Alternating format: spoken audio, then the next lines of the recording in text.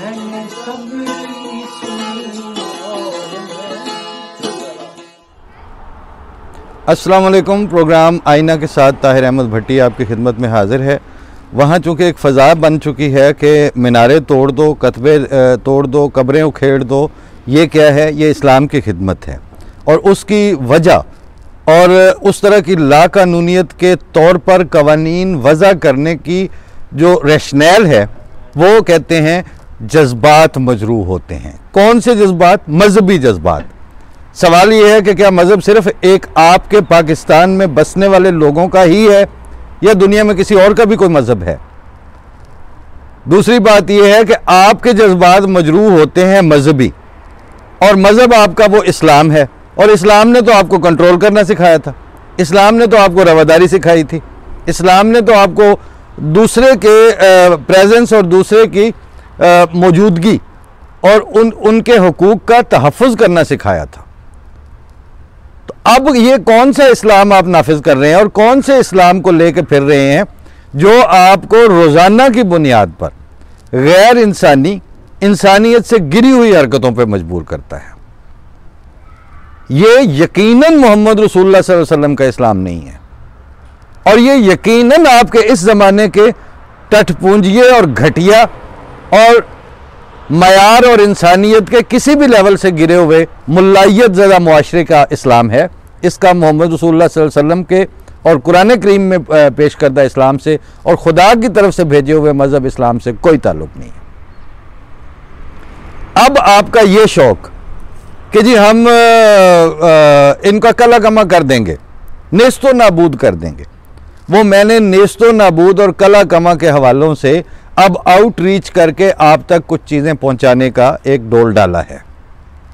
आप सुनते हैं ना कि अब आपके वो जो मुख्तलिफ मुल्कों में हुकूमत पाकिस्तान के जो असासे थे या जो उनके बिल्डिंग्स थी, अब उनको फ़रोख्त किया जा रहा है। कैनेडी विला मसलन न्यूयॉर्क में या दीगर मुल्कों में आप एम्बेसीज़ में तनख्वाहें नहीं दे पा रहे, स्टाफ को तंगियाँ हैं।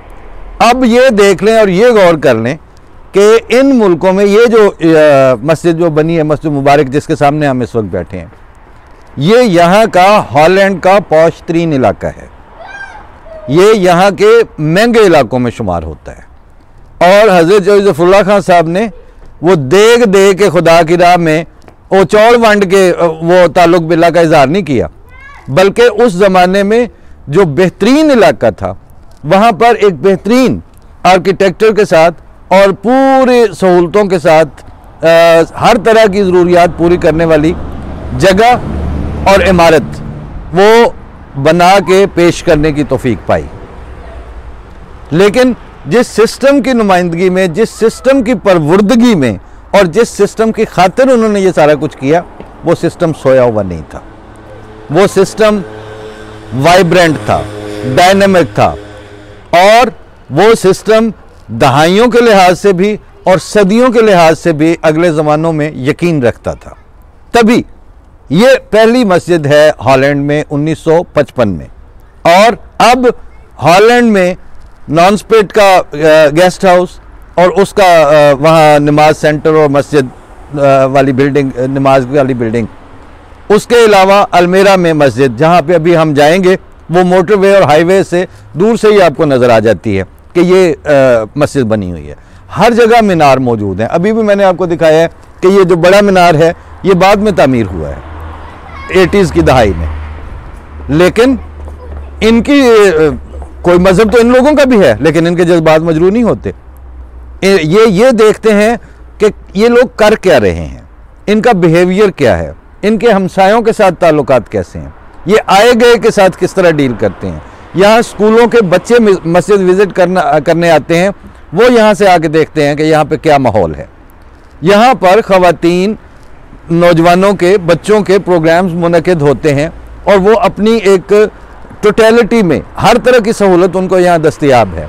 उनका किचन, उनका खाने का कमरे, उनकी मौजूदगियाँ, और उनको बवक्त ज़रूरत क़याम करना पड़े तो उसके लिए मुनासिब इंतज़ाम, फिर इंतज़ामी दफातर, ये सारा कुछ एक सिस्टम के ताबे चलाने वाली बिल्डिंग को इस मॉडर्न मोस्ट शक्ल में जमात अहमदिया ने दुनिया भर में इंट्रोड्यूस भी करवाया हुआ है, कायम भी रखा हुआ है, और उसके लिए आइंदा के प्रोजेक्ट्स भी उसके साथ साथ चल रहे हैं। इस विजन के साथ और इस तर्ज अमल के साथ जो लोग लेके चल रहे हैं, उनके किसी गांव में, किसी इलाके में, किसी जगह पे आप चंद कतबे तोड़ के और उनकी ऐसे तरीके से मस्जिदें मिस्मार करके कि जिसमें आप एक तरफ से ट्राली साथ लाएगी पुलिस और वो सामान साथ ले जाएगी, वो मलबा भी उठा के साथ ले जाएंगे, और सड़कें बंद करके आप मीनारे तोड़ेंगे, और हुकूमत उसमें कंप्लेसेंट बनेगी, और अखबारात ये झूठी खबरें बाद में शाया करेंगे, जिसकी फिर बाद में तरदीद करनी पड़ेगी जमात अहमदिया के स्पोक्स पर्सन को कि जी हमने इनसे पूछ लिया था कि असल में लोगों के जज्बात मजरूह होते हैं, तो हम ये ज़रा गिरा दें, और इन्होंने कहा था हाँ जी गिरा दें। दिमाग ख़राब हो गया आप लोगों का। कल को आप ये कहेंगे कि जमात अहमदिया से हमने पूछ लिया था कि आपकी शक्लें हमें अच्छी नहीं लगती और आपकी ज़िंदगी हमें पसंद नहीं है, आपका सतह ज़मीन पर रहना हमें पसंद नहीं है, तो हम ज़रा आपको मार दें। तो जी हाँ, इनके इंतज़ामिया के लोगों ने कहा था कि हाँ जी इन्होंने मार दो। शर्म नहीं आती आपको झूठ बोलते हुए? हया को कुत्ते खा गए आपके। कि मतलब आप खुद सोचें कि वो जमात जो इस हद तक तो उन्होंने टॉलरेंस का मुजाहरा कर लिया कि चलें ठीक है, आपको प्रोएक्टिवली जैसा नुकसान आप पहुंचाते हैं वो ना पहुंचाया जाए।